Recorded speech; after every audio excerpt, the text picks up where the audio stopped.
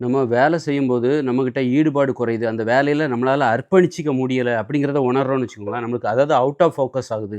மனம் ஒருமைப்பட மாட்டேங்குது அப்படின்னு நெனச்சுக்கோங்க. அத உணரணும். நம்ம ஒரு வேலை செய்யும்போது மன ஒருமைப்பாடு அங்க இல்ல. அந்த வேலையில நம்மளால ஒட்ட முடியல, ஒன்ற முடியல, ஒரு ஆர்வமா செய்ய முடியல அப்படின்னா, நீங்க செய்ய வேண்டியது என்ன தெரியுமா? உடற்பயிற்சி. உடற்பயிற்சி செய்யணும். செஞ்சா தான் அந்த வேலையில உங்க மனசு ஒட்டும். ஒருமுகப்படும் அந்த மனசு. உடற்பயிற்சி பத்தல, உடம்புல வலி இல்ல. அதனால தான் மனம் ஒருமுகப்பட மாட்டேங்குது. அப்படிங்கிறத நீங்க புரிஞ்சுக்கணும். மன ஒருமைப்பாடு இல்லாம போறதுக்கு இது மிக மிக முக்கிய காரணம். அதே மாரில உறவு முறையில நீங்க பொறுப்பா நடந்துக்கணும். சும்மா பிறர் மனத புண்படுத்தினா உங்களுக்கு மன ஒருமைப்பாடு வரவே வராது. ஏன்னா அது ஒரு குற்ற உணர்ச்சி. அத பத்தியே யோசிக்க வைக்கும். நீங்க யாருடைய மனதையா புண்படுத்திட்டீங்கன்னா, அப்ப அவங்கள பத்தியே யோசிக்க வைக்கும். உங்களால ஒரு வேலைய செய்ய முடியாது. அப்போ மன ஒருமைப்பாடு என்பது இல்லாமல் போய்விடும். அதேபோல நீங்க தப்பான உணவ சாப்பிட்டாலும் உங்களுக்கு மன ஒருமைப்பாடு என்பது வராது. நீங்க என்னதான் உடற்பயிற்சி பண்ணாலும், தவறான உணவுகள சாப்பிட்டீங்கன்னா, மன ஒருமைப்பாடு என்பது வராது. இந்த அரிசி, கேழ்வரகு, கோதுமை இந்த உணவுகளை சாப்பிட்டால், இதெல்லாம் தவறான உணவு. அதுபோல மலிவான பரோட்டா உணவு இதெல்லாம் சாப்பிட்டாக்க உங்களுக்கு மன ஒருமைப்பாடு உடற்பயிற்சியே முதல்ல செய்ய முடியாது. செஞ்சாலும் அந்த செஞ்சு பிரயோஜனம் கிடையாது. அதனால தான் நெறைய பேர் உடற்பயிற்சியே செய்றதில்ல. இந்த உணவை சாப்பிட்டால் உங்களுக்கு மன ஒருமைப்பாடு உடற்பயிற்சி செய்தாலுமே வராது. யாராவது 1, 2 பேர காட்டி நான் சொல்ற உண்மைய நீங்க மறுக்கக்கூடாது. நான் பெரும்பான்மையானவர்களிடம் நிலவுகிற நிலவரத்தை அடிப்படையாகக் கொண்டு உங்களிடம் நான் பேசிக் கொண்டிருக்கிறேன். அதனால மன ஒருமைப்பாடு எப்பல்லாம் நம்ம உடம்புல வலி இல்லன்னா, உடற்பயிற்சி செய்யலன்னா, அப்போ நீங்க உடற்பயிற்சி செய்து உங்க மன ஒருமைப்பாட நீங்க ஏற்படுத்திக்கலாம். உடற்பயிற்சி செய்தாலே மன ஒருமைப்பாடு வந்துரும். அதே மாதிரி நீங்க காலங்காத்தாலே டிவி, ரேடியோலாம் பார்த்துட்டதுக்கு அப்புறமா உங்களுக்கு மன ஒருமைப்பாடு வராது. அதாவது காலங்காத்தாலே டிவி, ரேடியோலாம் பார்க்குறீங்க. அதுக்கப்புறம் உங்களுக்கு மன ஒருமைப்பாடுலாம் வராது. மன ஒருமைப்பாடு போயிரும். அதனால கஷ்டமான வேலைய செய்றதுக்கு நமக்கு தேவை மன ஒருமைப்பாடு. மன ஒருமைப்பாடு இருந்தா தான் நம்ம தொழில நம்ம செய்ய முடியும். கஷ்டமான வேலைகள செய்ய முடியும். அதனால அந்த வேலையெல்லாம் செய்து முடிச்சிட்டதுக்கு அப்புறம் தான் டிவி, ரேடியோ, டான்ஸ் ஆடுறது, விளையாடுறது, ஆடுறது, பாடுறது, காதலிக்கிறது இது எல்லாத்தையும் வச்சுக்கணும். இதே நீங்க முதல்ல பண்ணிட்டீங்கன்னா, உங்களுக்கு மன ஒருமைப்பாடு என்பது வராது. கஷ்டமான வேலை செய்வதற்கான மன ஒருமைப்பாடு, நீங்க காலங்காத்தாலே லவ் பண்ணிட்டு, ரொமான்ஸ் பண்ணிட்டு, உடலுறவு எல்லாத்தையும் வச்சுட்டு, ஜாலியா ஃப்ரெண்ட்ஸோட அரட்டை அடிச்சு அதுக்கப்புறம் ஒரு கஷ்டமான ஒரு தொழில செஞ்சா, உங்களுக்கு அது வராது. அதனால கஷ்டமான வேலைகள் எல்லாத்தையும் செய்து முடிச்சதுக்கு அப்புறம் தான், அந்த மன ஒருமைப்பாட்டை பயன்படுத்தி கொண்ட பிறகு, அதன் பிறகு தான் நீங்க காதலிக்கிறது, ஆடுறது, பாடுறது, நண்பர்களோட ஜாலியா பேசி சிரிக்கிறது எல்லாமே க கஷ்டமான வேலைய செய்து முடித்த பிறகு தான்.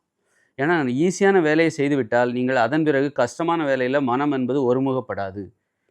காலங்காத்தால ஈஸியான வேலைகளெல்லாம் செஞ்சுட்டீங்கன்னு வச்சுக்கோங்க. காலையிலே சாப்பிட்டுட்டீங்கன்னு வச்சுக்கோங்க. அப்போ உங்களுக்கு மனசு ஒருமுகப்படாது. ஒருமைப்பாடு என்பது வராது.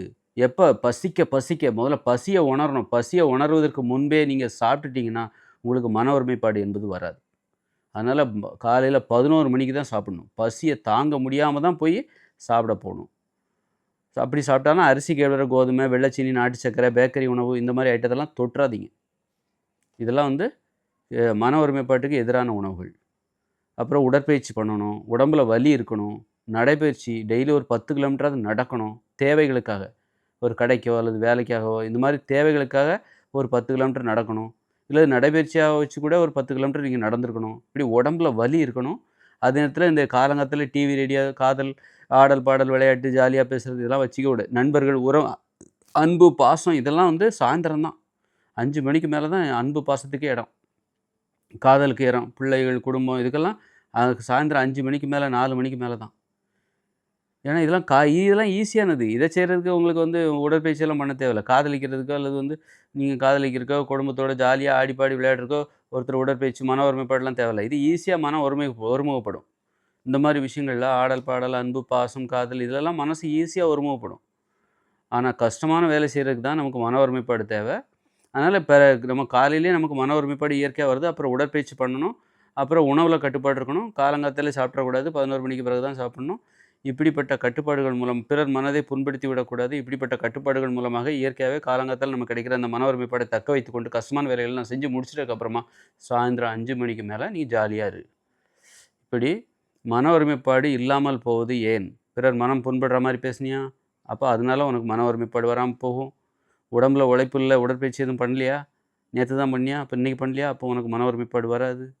இப்படி அப்புறம் உறவுமுறை, நல்ல நண்பர்களோடு உனக்கு எதிர்மறையான சிந்தனை, உன்னை குறை சொல்லுறவங்க, உன்னை டிஸ்டர்ப் பண்ணுறவங்களோட பழகாத. உன்னை குறை சொல்கிறவங்களோட பழகாத. நல்ல நண்பர்கள், பாராட்டுகிற நண்பர்கள், அவங்களோட நீ பழகு. அந்த மாதிரி உறவு முறையில் ஒரு கட்டுப்பாடு. அது மாதிரி உடற்பயிற்சி, அப்புறம் உணவு கட்டுப்பாடு, தவறான உணவுகளை சாப்பிடக்கூடாது. இப்படி இதெல்லாம் சேர்ந்தா மட்டும்தான். பொழுதுபோக்கில் கட்டுப்பாடு, சாயந்தரம் தான் டிவி எல்லாம் பார்க்கணும். இப்போ இப்படியெல்லாம் இருந்து காலங்காத்தால எழுந்திருக்கணும். காலையில் 2 மணிக்கு, அதிகாலையில் 2 மணிக்கு, 3 மணிக்கு, 1 மணிக்கு கூட எழுந்திருக்கலாம்.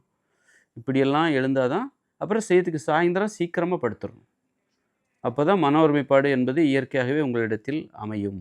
அதை வைத்து நீங்கள் சிறப்பாக உங்களுடைய செயலை, உங்களுடைய லட்சியத்தில் நீங்கள் சிறப்பாக முன்னேறலாம்.